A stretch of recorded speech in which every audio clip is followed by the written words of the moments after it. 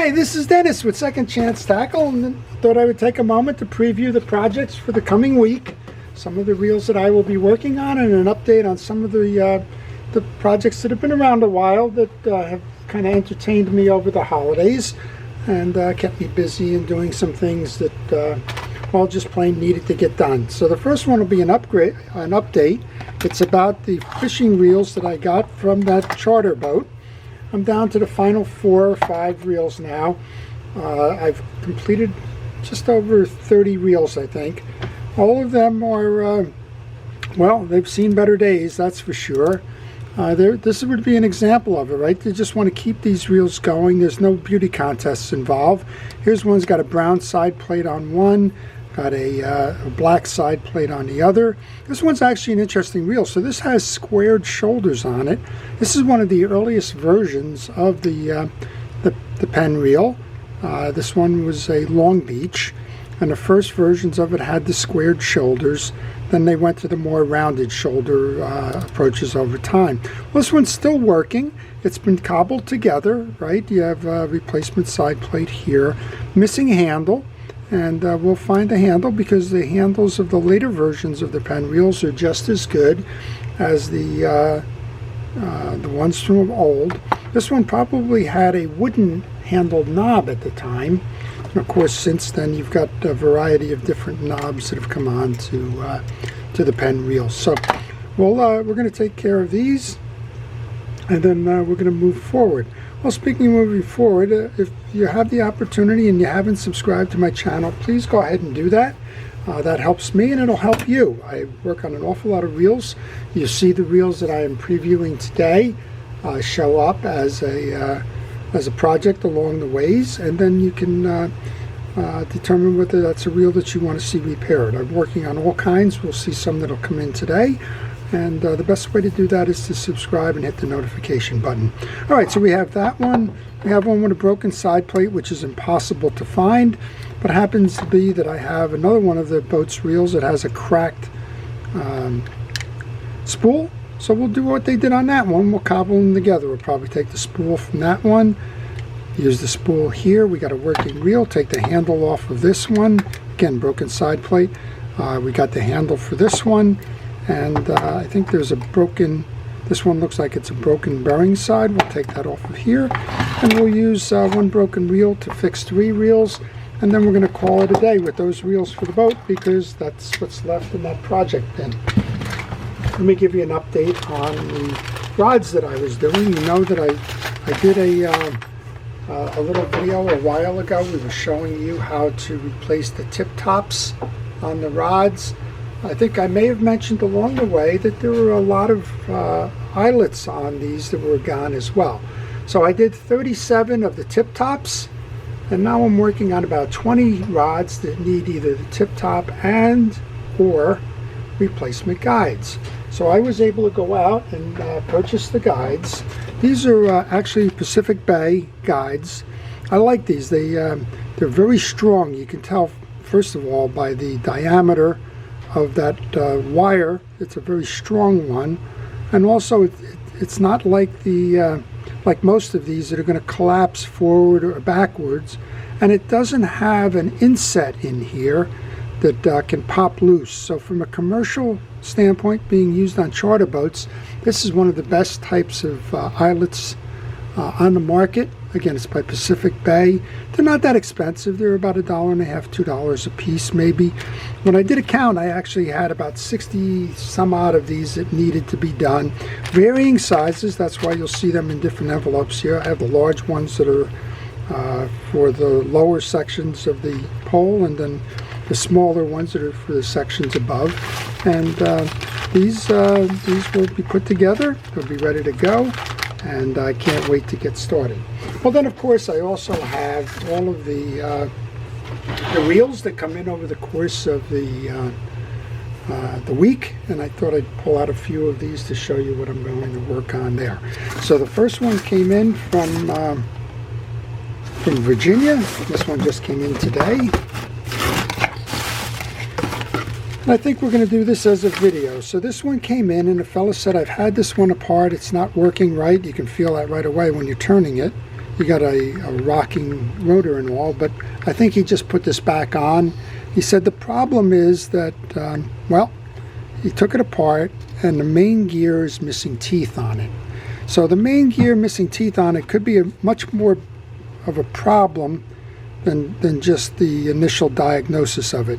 If the teeth are missing on the back end, which is the crosswind gear, the crosswind gear is driven by that back smaller gear on a main gear, and if that's broken, well, we're going to have to look for a couple of different things. We're going to have to look for the pieces, the teeth that got knocked off of that gear, and this would be an example, right? You have a small gear in the back. If those teeth are chipped, you're going to have to replace the main gear. There's nothing you can do about that. You're going to have to find those pieces in the reel. And I don't know, he's had it open, so I don't know if he's found them or not.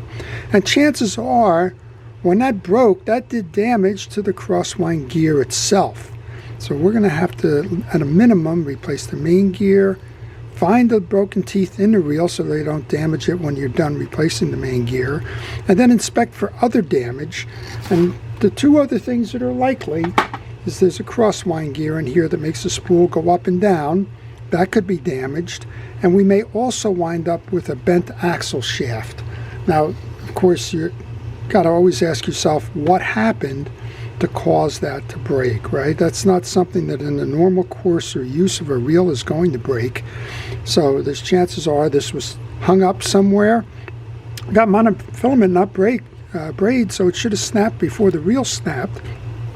But if this got hung up and somebody tried to power out of it, you're going to break those small teeth, probably going to break the crosswind, probably going to bend the axle. So we're going to do that as a video project. We'll do the first part, which will be the diagnosis, and then we'll go order the pieces and parts, and we'll do the repair. All right, the next one comes in from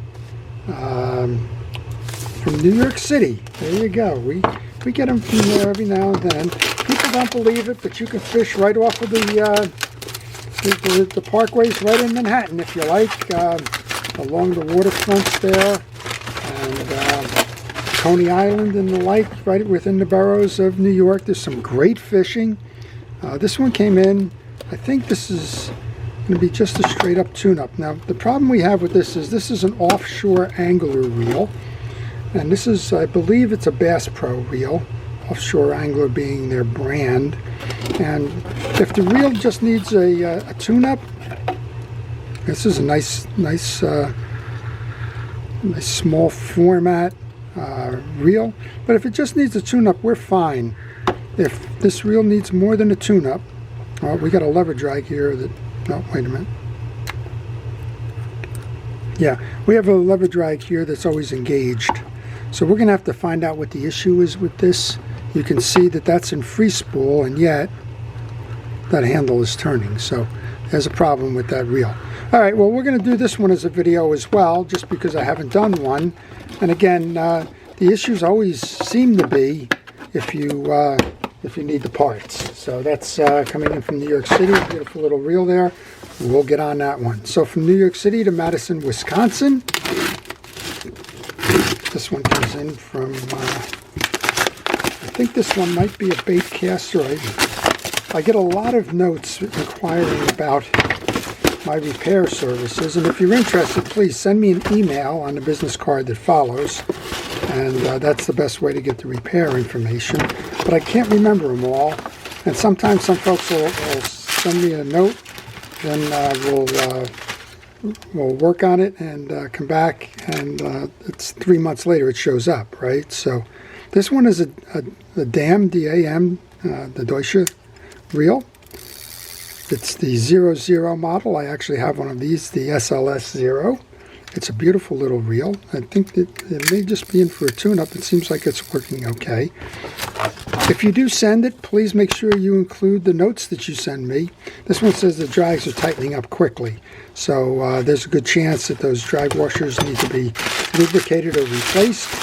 Again, just like the other part, we'll get on that. Make sure that we do a video on that one, since we'll